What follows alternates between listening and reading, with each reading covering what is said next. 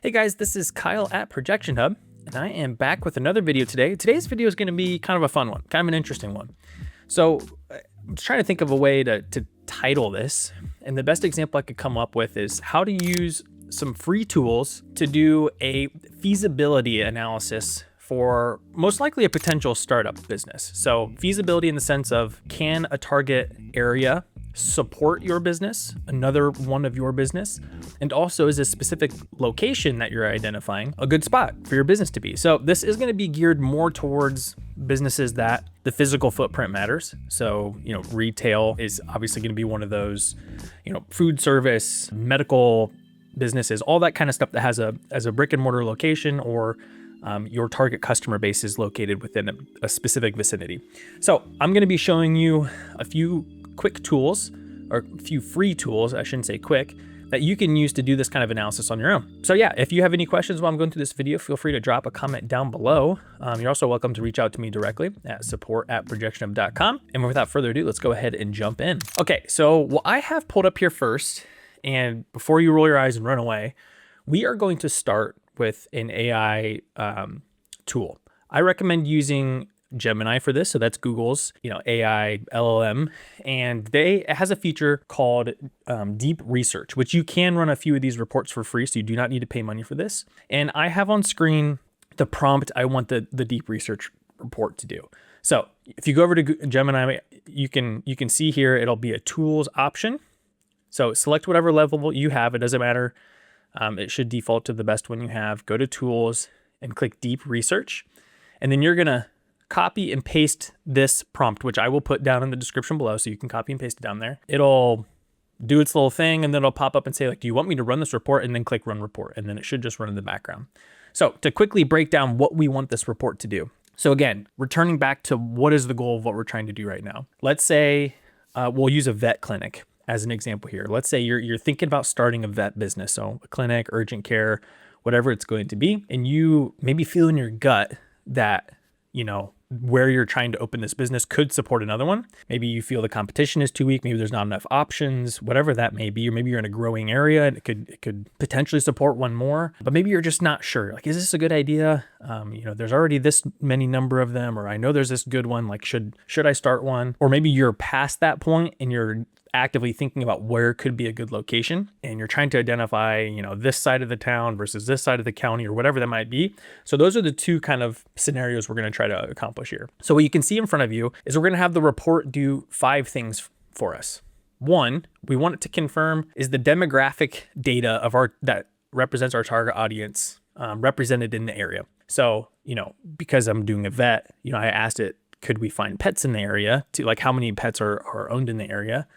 Could be a helpful thing to know, but also think about a laundromat or anything. So you don't need to have pets in there. 2, I want to know the competitor landscape. So I want a list of all the direct competitors and what their Google reviews are saying about them within that area. 3, I want a competitor saturation calculation. Now this is an interesting one. So I want an idea of, typically for the industry, how many people does it take to support one of these locations? So if we're thinking about a vet, let's say, does it take 2,000 people to support one vet? A really good way to think about this is if you maybe grew up or you live in a very small town, let's say 1,000 people, there may not be a vet there. That's very common, right? You might have to travel 15 minutes to a town of 5,000 people, 10,000 people to have one. It's very uncommon for very small towns like that to have some of these businesses. So that can be your indication to you of how small of a town does it take to support one of these? And then think about scaling up that town or that city, and you'll obviously start to see duplicates of that. You'll start to see competitors pop up.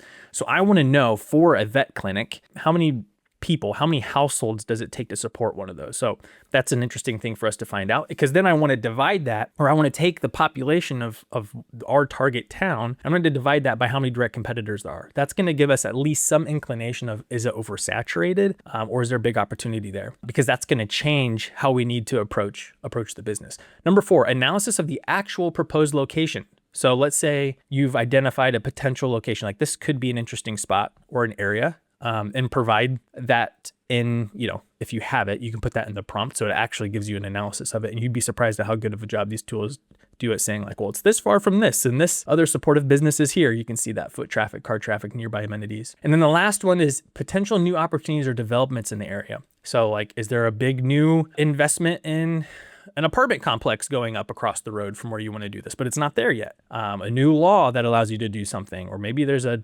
new massive factory coming to town and it's going to bring 3,000 new people into the area. So those are the types of things we want to look for. So that's what I would copy and paste this into Gemini. I'm not going to do that for you on screen because it takes a while to think about it, but I will show you an example of the output. So we wanted to do that to just give us a nice basis. And then what we're going to do with these 4 points on here, I'm going to show you some things we can do that an AI tool is not going to do a great job of. And this is going to give you really good materials that you can use for business planning and all that kind of stuff. So let's jump ahead and kind of see an example of an output. You can see this 20-page report it gave me. Now, we're not going to sit here and read through this whole thing, but in a nutshell, it does a pretty nice job at all those things I just listed. Okay, so that's going to give us a really nice starting point there. I highlighted some of these things in green that highlight some of the things I really wanted to know. So we'll just scroll through and look at those for a little bit. So here's our demographic population breakdown. We can see medium household income. So higher household income is usually supportive of vet care services just because pets are expensive. So, that's promising. There's obviously other indicators, different industries. You can find free data out there depending upon who's collecting it. So like pet ownership statistics, probably not as trustworthy as like census data, but you can find some pretty supportive data out there. And so you can see that out there. Age distribution, pet ownership tends to, you don't want to be like, if your area shades towards a much older population, there's probably less pets, not always the case, but there is a sweet spot for pet ownership. But just to give you an example of that, here you can see total households, pet owning households in the area. So it said there's 8,600 pet holds in this target location that I use this for. Pet owning, right? So that's going to give us what we were talking about, that where we can start to get that per capita calculation. Here's our competitor landscape and market saturation. We said 2.5 vet employees per 1,000 households. So that, again, this is the type of information I was asking for.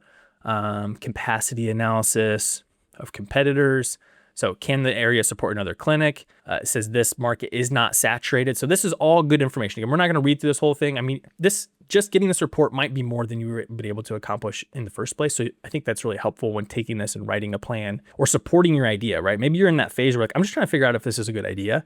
So hopefully this can confirm that. But if you're just trying to write a really compelling business plan, you've already committed to the idea, this can help supplement that material. Okay, so then let's move forward to the second example of why we did this, and that's for a specific location analysis. So in my example, I gave a specific location that I was interested in knowing about, and then a few additional locations that were like option B, C, and D, and I wanted it to give me some feedback on like pros and cons of those locations and which one would be recommended. So here's an example of that output. Again, we're not going to read the whole thing because I want to jump in and show you some of these tools that can be supportive when you're figuring this out. Because if I go back to our original thing here, we're going to do these 4 things. First off, let's shift more towards the location analysis. We're going to look at Google Maps, right? Sounds like a no-brainer. But if you also live in the area, you can go look at these things, right? So here's a location. We're using Silverdale, Washington as just an example here. And location here. And if I go and I look and I drop myself in, we can see, oh, maybe it's kind of hard to see this place. Like, is that a good example of where a business should be? Maybe there's some signage here, but it's hard to tell. But upon further review, if I look in here, I can see like, oh, there's a Camp Bow Wow here. That's a doggy daycare, high reviews, very supportive. Even if there's other vets in the area, I don't see one right next door here. That could be a really good, kind of co-business opportunity. So I think it's always important to not just look at the location for what it is, but what's nearby, the amenities nearby. There's not gonna be foot traffic here, but having a conversation with there and see if they'd be interested in a partnership could be a determining factor if this would be worth your time. Next one, for the target market information, if you go to censusreporter.org, I believe I have it open here. This takes census data, US census data, and puts it in a really nice to use format. You can search for towns, counties, cities, states, zip codes, and it's going to give you some supportive information. So I already told you, that report said what median household income information is. It's going to use a lot of that same information, but it also gives you some nice hints like this in the area. median household income, 10% higher than the rest of the state. So that kind of gives you some indication of like, is this a pretty affluent area or a little less? So depending upon your industry and your type of business, that's gonna be really important for you to know. Another perk of this tool here, you can use your snipping tool. You can take screenshots of that, throw it in your business plan. They look really nice. Let's keep looking here. Here's a nice one too. Google Keyword Planner tool. This is evidence of growth, right? So when we were doing this, that up here, this report, part of the thing I wanted to get was saturation and competitors. That's our supply side. So is there too much supply or not? That's part of the equation. If we kind of determined it's not overly saturated, that's great. Now we want to know is this industry growing in demand, or is it kind of holding steady or declining? Because we need supply and demand here. So Google Keyword Planner tool, you can create a free account. Sometimes it can be a little cumbersome. Like they might make you make a fake or like a draft campaign before it unlocks these tools. But I can set the location. Can I do Kitsap County? Yes, I can.